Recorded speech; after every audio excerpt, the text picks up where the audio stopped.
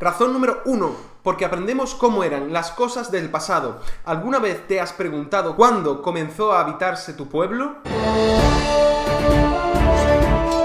¿Qué estarías haciendo en este mismo momento si vivieras en el pasado?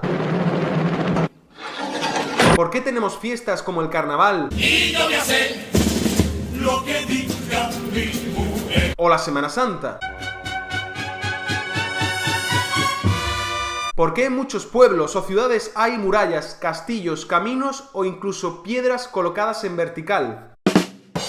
A todas estas preguntas podemos dar respuesta a través de la historia, porque estudiar historia es el mejor método para comprender lo que nos rodea. Número 2. Porque estudiar historia nos convierte en personas mejor informadas. Y es que estudiando historia comenzaremos a comprender todas esas referencias en películas, en series o en la literatura a situaciones o a hechos históricos ocurridos en el pasado, desde una película de Hollywood hasta un capítulo de Los Simpson. Y es que esta serie, por ejemplo, está plagada de referencias históricas y estoy seguro que alguna vez habréis visto algún capítulo que realmente tiene su reflejo en la historia. Por lo tanto, estudiar historia nos enseña a convertirnos en personas mejor informadas, personas capaces de mantener alguna conversación en la que aparezcan referencias históricas.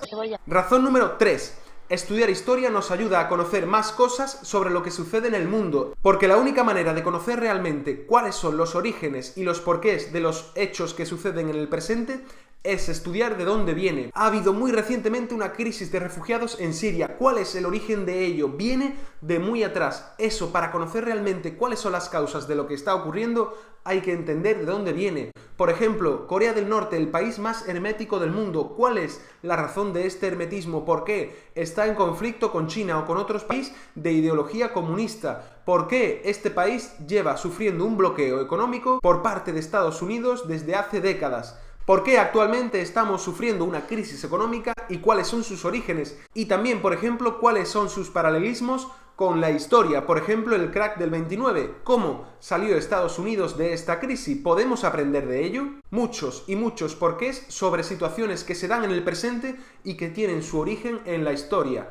Estudiar historia, en definitiva, nos ayuda a comprender cuáles son las razones por las que ocurren algunas cosas en el presente. Razón número 4, y esta es académica. Estudiar historia nos ayuda a poner en práctica algunas habilidades que necesitamos para otras materias, como por ejemplo escribir respuestas y redacciones mejor detalladas, elaborar buenos argumentos en nuestros textos y usar diferentes fuentes para construir nuestro trabajo. Estudiar historia va a tener beneficios de forma directa en materias como lengua, literatura, humanidades, filosofía, etc., pero no solo en las asignaturas de letras, sino también en materias de ciencias, que vas a desarrollar, entre otras materias, gracias a la historia. Y razón número 5, estudiar historia nos ayuda a pensar.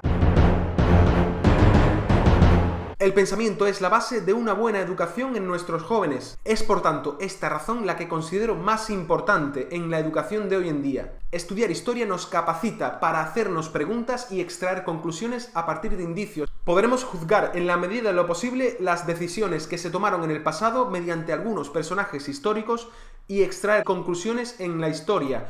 El estudio y el aprendizaje a través del pensamiento es aquello que hará desarrollar en ellos un pensamiento crítico y único. Y ahí es donde entran en juego estas materias de humanidades, historia, filosofía, etc. Hoy mi lucha particular como profesor de historia es conseguir que mis alumnos no memoricen, que piensen por sí mismos lo que están estudiando. Sin historia, ¿qué tipo de jóvenes tendríamos?